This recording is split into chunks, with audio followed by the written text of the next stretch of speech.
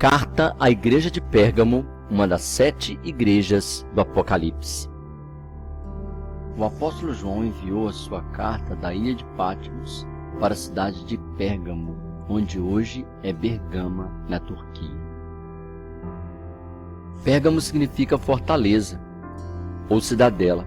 A cidade estava localizada no cume de uma montanha e era conhecida por seus muitos templos pagãos e uma grande biblioteca com cerca de 200.000 livros ou rolos. Por isso a palavra pergamim em homenagem aos livros de Pérgamo. O pastor da igreja de Pérgamo provavelmente era Antipas, citado no versículo 13, que foi queimado vivo no ventre de um bezerro de latão, aquecido até ficar incandescente. E por isso Jesus o chamou de Marte, testemunha fiel. E o Senhor Jesus elogiou aquela igreja, falando para que mantivesse a sua fé em Cristo, e instruiu ao arrependimento da idolatria e imoralidade que estavam entrando dentro da igreja, e prometeu para eles um maná escondido e uma pedra branca com um novo nome.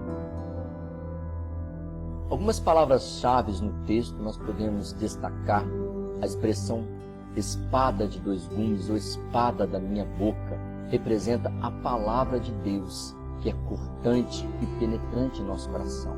A expressão trono de Satanás, ou onde Satanás habita, se refere ao altar de idolatria que havia em Pérgamo e aos templos pagãos. A expressão doutrina de Balaão se refere às comidas sacrificadas a ídolos e à prostituição que Balaão incentivava o povo de Deus a cometer esses pecados, porque havendo pecado, o povo pereceria. Os nicolaítas são os falsos profetas ou falsos sacerdotes que pregavam a liberdade, aceitando o pecado dentro da igreja. Ainda a expressão maná escondido se refere à porção guardada na Arca da Aliança, para poder ser testemunho a nós do maná que chovia do céu, mas também tem o sentido de uma porção de Deus especial, uma revelação nova de Deus, e também o próprio Senhor Jesus, que é o pão que vem dos céus. A expressão pedrinha branca é porque nos julgamentos era entregue uma pedra branca quando o réu era absolvido. Então o Senhor está falando para Pérgamo: vocês estão em pecado, mas eu absolvo vocês se vocês abandonarem o pecado. Também pode ser uma referência ao urim e o tumim, que os sacerdotes usavam dentro do peitoral para poder consultar a Deus, e uma pedrinha daquelas era o sim. A expressão novo nome significa uma nova identidade, uma nova vida celestial. Pérgamo representa a igreja imperial do ano 313 a 590 d.C., com a união da igreja e o Estado. Esse foi o 3º período do cristianismo, quando o Império Romano estabelece um Papa para liderar todas as igrejas.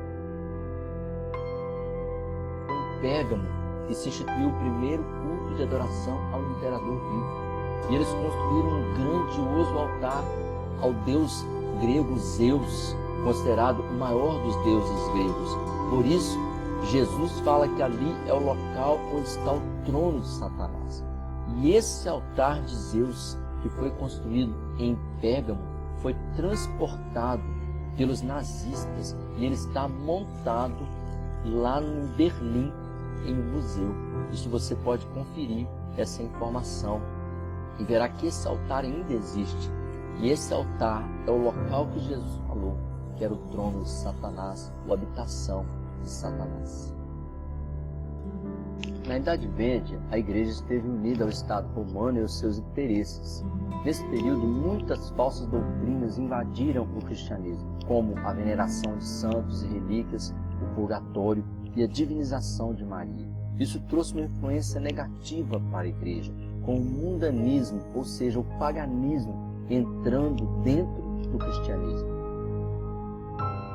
Por outro lado, nós podemos fazer uma aplicação para os dias atuais, através da interpretação moral, e descobrir que também hoje podem existir igrejas como Pérgamo, que são igrejas licenciosas, onde é liberal, é permissiva, aceita tudo dentro da igreja para agradar as pessoas na busca de um crescimento a qualquer preço. Quando vemos grandes auditórios onde se reúnem igrejas, nós podemos pensar: será que aquelas pessoas estão sendo pastoreadas, ensinadas, doutrinadas e disciplinadas? Ou será que essas pessoas ali estão livres, sem um acompanhamento, sem prestar contas a ninguém e nem obedecer à doutrina da igreja?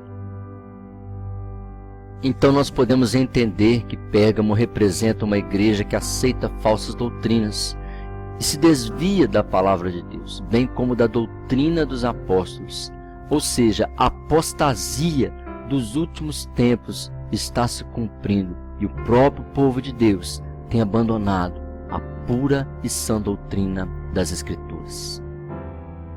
Algumas ideologias que têm influenciado a igreja nos dias atuais são, por exemplo, o aborto, o divórcio, o homossexualismo, os vícios, o sexo fora do casamento e a falta de compromisso.